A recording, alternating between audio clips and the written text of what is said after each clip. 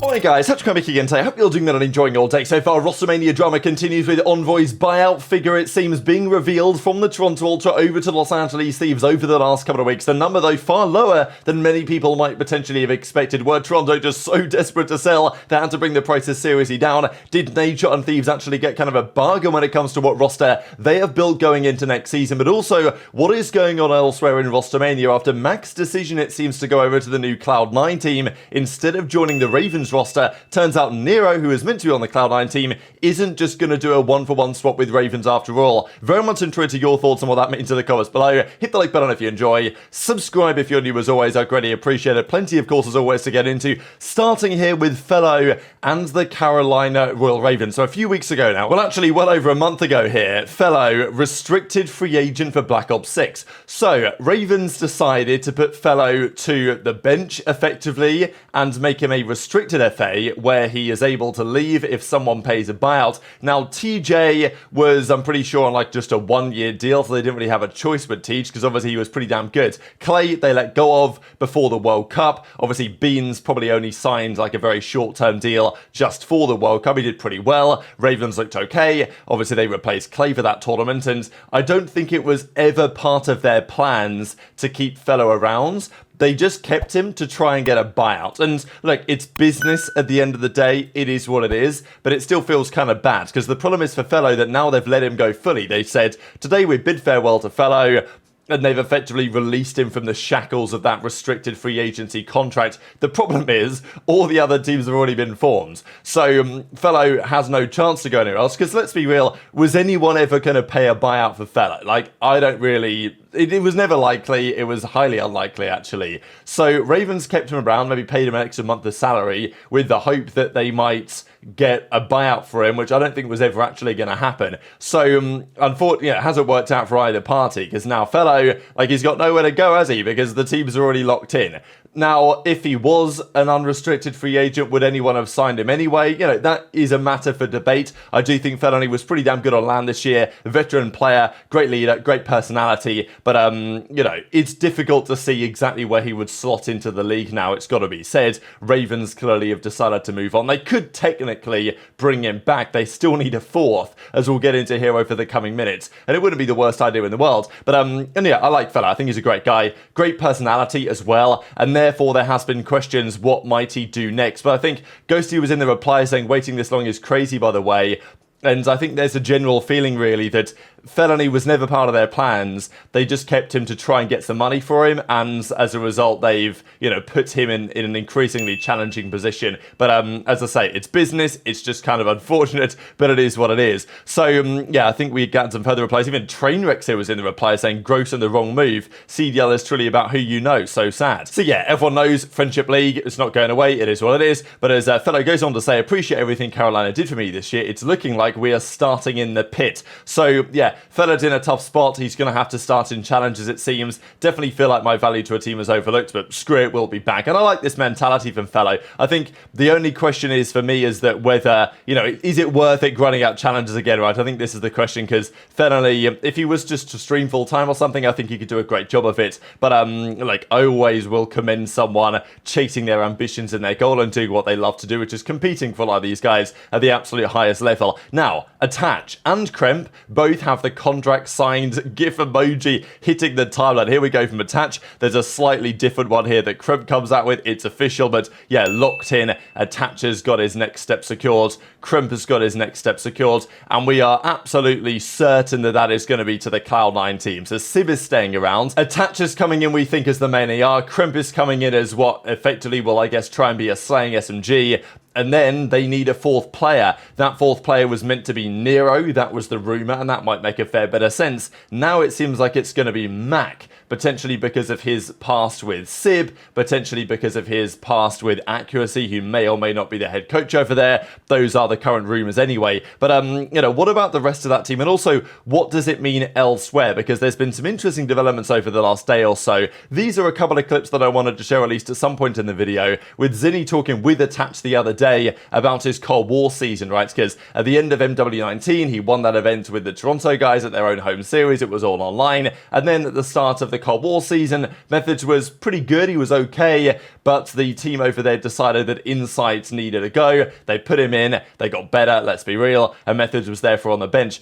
Apparently, with Thieves going through their absolute shambles they had that year, Zinni was in the conversation, but Ultra actually said no. So even though he was on the bench, Ultra said, no, Thieves, you're not going to get him. Like, we're not accepting any buyout that's at least a reasonable figure anyway, because, you know, Thieves were an absolute shambles. They were trading out all sorts of players. The only guy that never went anywhere, I think, was Kenny. Everyone else, Slasher, Temp, TJ, like Drazah, like everyone, John came in. Like, it was an absolute mess that season, as everyone knows. Venom, of course, famously was on that team as well. Wow, hope he's doing well, because he seemed like a great kid at the time, but since then, I don't know what happened to his career. But yeah, Zinni was talking about that. But speaking of Ultra, what's going on with their team and how much money they've had and exactly why they find themselves in this position? I'm still pretty confident. I like that Ultra team that they're putting together this season, given the circumstances that they find themselves in. Insight, CleanX staying around, Beans coming on board, JoeDeceives coming on board. I think realistically for Ultra, given the fact that they had to get rid of Scrappy apparently because they had no money left and they couldn't afford to pay his contract anymore and they needed some sort of buyout,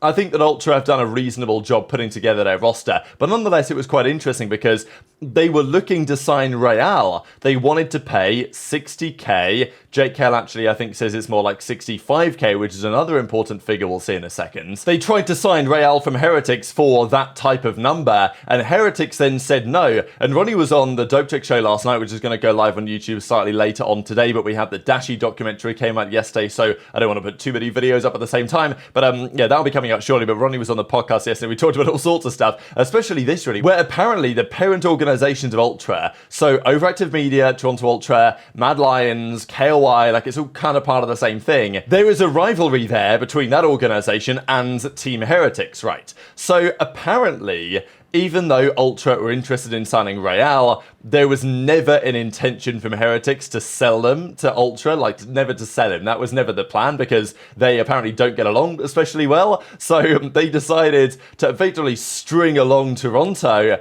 and at least that's the implication here, and be like, oh yeah, brilliant, yeah, we're going to get the deal done, because ReeaL thought he was going. I think that's why this is kind of controversial, and also why this may backfire on Heretics as far as I'm concerned, because ReeaL made it quite clear on stream after this deal to Ultra fell through, because he was meant to come in instead of JoeDeceives, but now it seems like JoeDeceives is going to be there instead, because apparently Heretics were never intending to sell him. They were just, like, I don't know, being petty or something, I don't really know. But the reality is, they might have screwed themselves, because ReeaL was on stream saying, oh, well, hopefully next year someone comes along with a buyout and we can actually get it done, right? So it doesn't seem like ReeaL is that keen to say. Like, if ReeaL got this opportunity or got an opportunity to go, like, anywhere else that he thought would be better, he would go. And he's probably their best player. So I don't know if that means you're going to get the best version of ReeaL or how it's going to work with the team and the chemistry. Like, it is going to cause maybe a little bit of problems, even if they can get over it relatively easily. But Ultra had 60k roughly to spend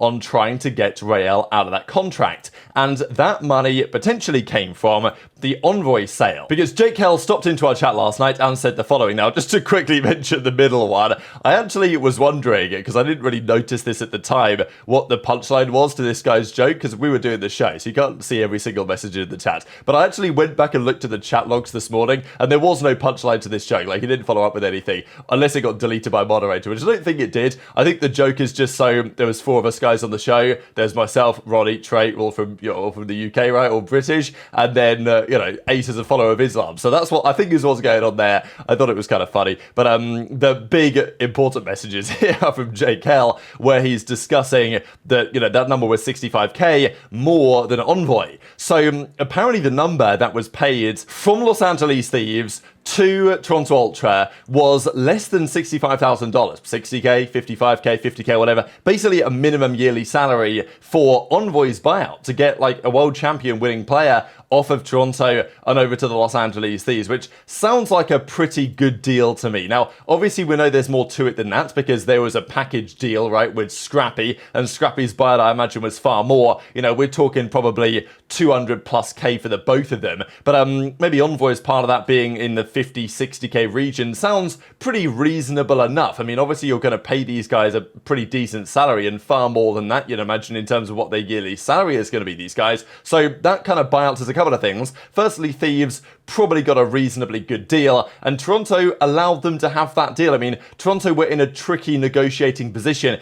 People knew that Toronto couldn't afford to maintain the contracts they had with those guys. So Thieves could come along, give them a reasonable amount of money. Obviously, it's still a serious chunk of change, but it's nothing, you know, maybe crazy in the grand scheme of things. And Toronto were willing to make that happen. And Toronto, I think Adam also said that, well, they wanted to kind of do right by their players and allow the buyouts to be more reasonable so someone could actually afford them, so that those guys could go elsewhere rather than doing anything else. And I'm pretty sure as well, the guys on the Toronto team, they were on like bench salaries very shortly after like Champs World Cup, whatever. They got put down to lower salaries. So I think they probably didn't mind departing the organization anyway. So yeah, Envoy, I mean, what do you guys think about that? How reasonable is that amount of money? Of course, at the end of the day, Envoy was the least valuable of the players they signed, because Scrappy's buyout would have been more, HyDra's buyout would have been more for sure. But, you know, this deal they got done definitely helps them actually afford the super team they've got on to build. Whether they'll have the success that a super team indicates,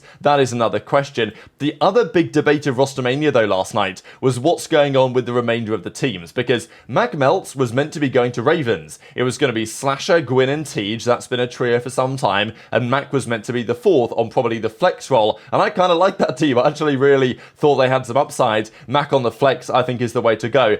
However, Mac is now going to the Cloud9 team. It's going to be Mac and Kremp, which I think is a very questionable SMG duo. I would say the likelihood of that SMG duo lasting the season on that roster is 10%, 50, like, I think it's a pretty unlikely chance personally. Maybe they prove me wrong, but I'm not so convinced. I think the AR duo, Sim and Attach, yeah, no problems there. But the SMG's a bit of a question. So anyway, Mac is going over there, and therefore the question was, well, Nero, if he's no longer going to be on Cloud9, they don't want him, whatever reason, he might go the other way. He goes to Ravens, and it's Sasha, Gwyn, Tej, and Nero, and somebody steps up to run the second AR. Maybe it's Tej, maybe it's Gwyn, whatever, and then you put Nero and Tej, or Nero and Gwyn, which I kind of like. See how it goes from there. But apparently that is not happening, because Nero's destination is set to be the Minnesota Rokkr. So Nero is now joining those guys, and it's going to be, you know, PaulX, GeoEstrial, and Nero. Apparently Nero and PaulX both picked Minnesota over Carolina, which is very interesting given the fact that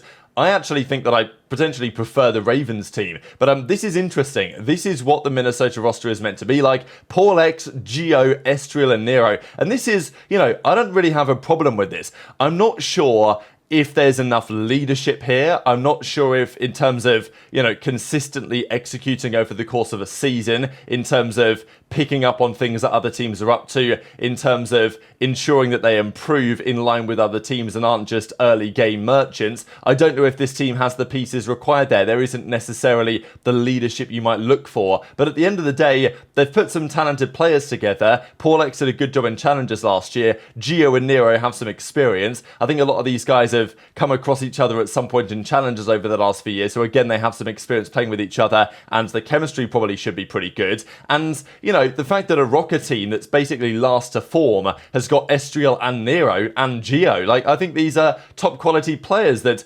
arguably someone else could have gone and got. So it's very interesting, right? But seemingly Nero had the option maybe to go to Ravens, but that was not his selection, and therefore Hook is gone. So where's Hook going to go? Does it mean that he's starting in Challengers? Does it mean that he's going to go to Ravens? What are Ravens going to do, right? Is it going to be Vivid? Do they get Vivid in? Because I do think with these rosters, you've got to consider, if you're one of these teams, on exactly how the roles are going to work if it's a 3 SMG game, which it might be. And some teams, I don't know how well equipped they are if it's a 3 SMG game. So maybe if Ravens think about that, that could be a good idea as well. But very much intrigued to your thoughts in the comments below, because there's still more developments to come here, and we still don't really know for sure exactly what is happening. But very much intrigued to your thoughts as ever. Hit the like button if you enjoyed, subscribe if you're new, take care, and I'll see you next time. Yeah, I still wanted to play, and that's when I almost went to Thieves. That would have been interesting, because Thieves reached out to Ultra, and Ultra just said no, which was insane. They just weren't even willing to offload me, even though I was a substitute. But either way, they wanted to stick with Drazah because he actually played very well. At that time, Drazah was like an unknown variable. Yeah. And they have him on the bench going into that year, I think, right? Exactly. So he was set to fill in. I forget for who. I think I was going to replace Slasher, I think. Yeah, I know they benched Donnie first, then eventually they benched Slasher, and then... They benched Slasher, and they tried Drazah. And I don't think they were expecting Drazah to be as strong as he was. And they were trying to get me. And either way, Ultra shut it down, and then they decided to keep Drazah anyway. But that was definitely... That would have been an interesting thing if I went over to LA Thieves. Yeah.